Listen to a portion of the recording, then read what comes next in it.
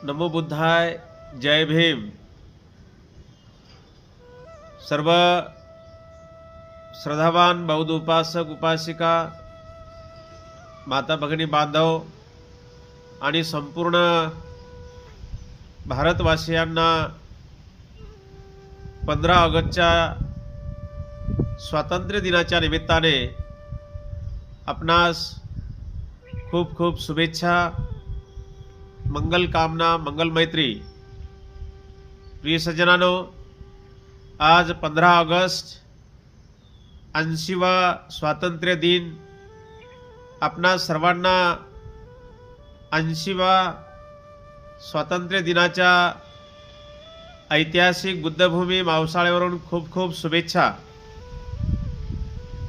15 August 1946 रोजी आपल्या भारत देशाला स्वातंत्र्य मिळाले। हे स्वातंत्र्य असंच सहज मिळालेले नाही। असंख्य स्वातंत्र्य सैनिकांनी संघर्ष केला, त्याग केला, बलिदान दिलं, आपले जीवन समर्पित केले। त्या सर्व महान व्यक्तींना आज आपण 15 ऑगस्ट निमित्ताने, स्वातंत्र्य दिनाच्या निमित्ताने त्यांना खूप खूप विनम्र अभिवादन करूया। स्वातंत्र्य म्हणजे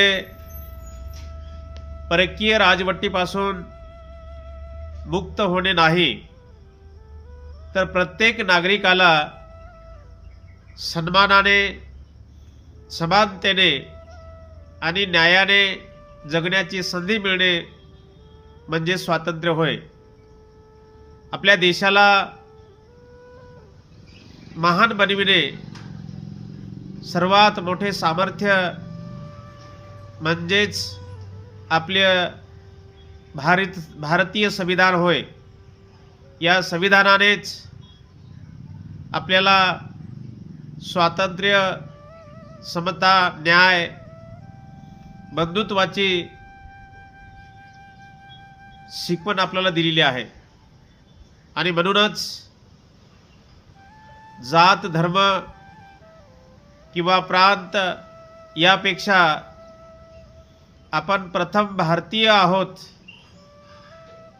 ही भावना आपल्या सर्वांच्या मनामध्ये असली पाहिजे। आजच्या दिवशी आपण एक संकल्प करूया, या देशाची एकता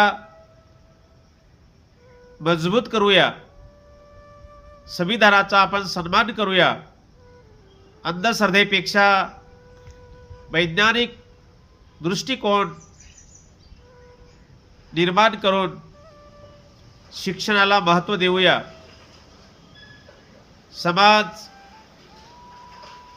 समाजामध्ये समानता, बंधुभाव, बंधुत्व निर्माण करण्यासाठी आपण प्रयत्न करूया।